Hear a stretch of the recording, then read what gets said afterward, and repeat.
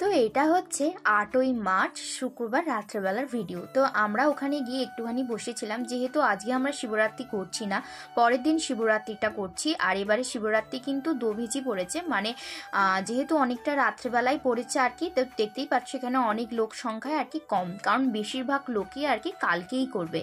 তো এখানে দেখতে পাচ্ছ আমার ভাই আর ভাইয়ের বন্ধুরা সবাই মিলে বসে আছে, আর আমরাও একটু এখানটা বসেছিলাম, দেখছিলাম আর কি কত লোক এসেছে না এসেছে। তো আমরা করব কালকে। Hi everyone, good morning, welcome back to my channel Rimi expo. তোমরা কেমন আছো? আশা করছি তোমরা খুব ভালো আছো আর সুস্থ আছো। আমিও খুব ভালো আছি। তো দেখতেই পাচ্ছ সকালবেলা একদম স্নান টান করে নতুন জামা পরে একদম রেডি হয়ে গেছি। যেই জামাটা কাকিমা দিয়েছিল, তো সেই জামা সেই প্যান্টটাই কিন্তু পরে নিয়েছি। আর এখানে বাবা মা মিলে একদম সমস্ত কিছু গুছিয়ে দিচ্ছে। আমি আর বাবাই যেহেতু উপোস করেছি, তো আমি আর বাবা যাব কোলাঘাটে পুজো দিতে। তার রিজনটা আমি একটু পরে বলছি।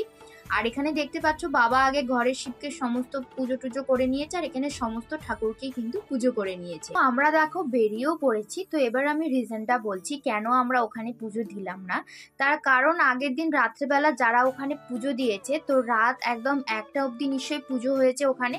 তো পুজো হওয়ার পর ওখানে বামুন ঠাকুর মানে আমাদের অমরনাথকে আর কি অভিষেক করে একদম মানে নতুন করে দিয়েছে। মানে কেউ আর হাত দিতে পারবে না, আর কেউ পুজো দিতে পারবে, মানে পুজো দিতে পারবে সেটা বামুন ঠাকুরই আর কি জল আরে ঢেলে দেবে, পুজো করে দেবে।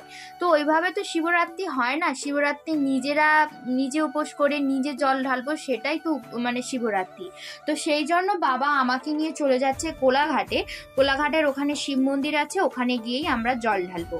তো দেখতে দেখতে দেখো আমরা কোলাঘাট ব্রিজে চলেও এলাম, আর একটু পরেই কিন্তু আমরা পৌঁছে যাব। তো আমরা এসেছিলাম ওই 11:30 নাগাদ। আমাদের কিন্তু পুজো দেওয়া একদম কমপ্লিট। আর এখানে কিন্তু প্রচুর ভিড় হয়েছিল, ঠিক আছে।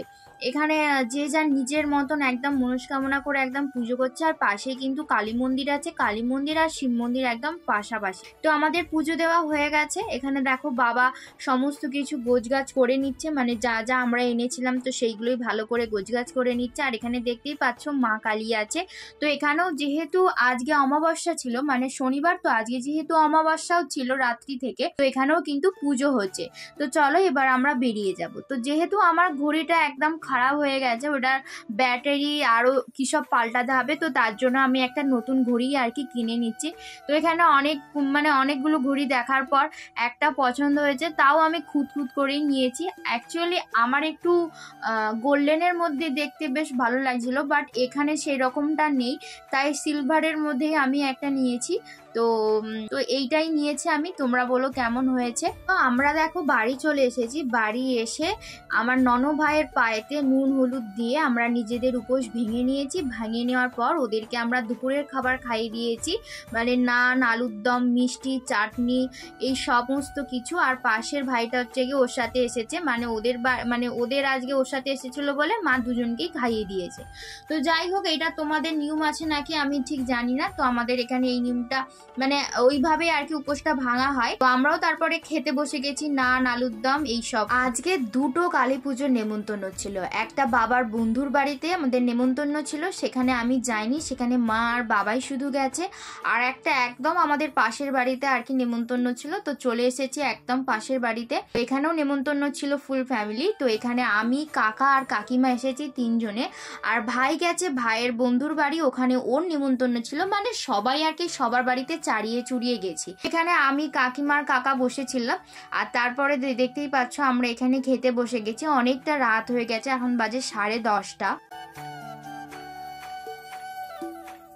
তো প্রথমেই দিয়ে দিয়েছে বেগুনি, কচুরি, আর তারপরে দিয়েছে ওই পনির চানা, আর তারপরে ছিল আলুর দম, যেটা আমি দেখাতে ভুলে গেছি, চাটনি, পাঁপড় আর মিষ্টি। দেখতেই পাচ্ছ একদম কতটা সামনে, গলি থেকে একদম পাশের বাড়ি। আর এই মাঠেতে খাওয়া দাওয়ার আয়োজন করেছিল। আর এখানে দেখতে পাচ্ছ কাকিমা, জেঠিমা সবাই মিলে আর কি গল্প করছে, আর মা বাবাও কিন্তু এসে গেছে।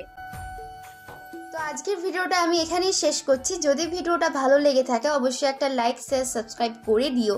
আর তোমরা যারা নতুন আমার চ্যানেলে, তারা অবশ্যই কিন্তু চ্যানেলটাকে সাবস্ক্রাইব করে পাশে থেকো। আশা করছি তোমাদের খুব ভালো লাগবে। সবাই ভালো থেকো, সুস্থ থেকো, সাবধানে থেকো। দেখা হবে পরের একটা ব্লগে। বাই। আর এই ব্লগটা কেমন লাগলো অবশ্যই কিন্তু কমেন্ট করে জানিও।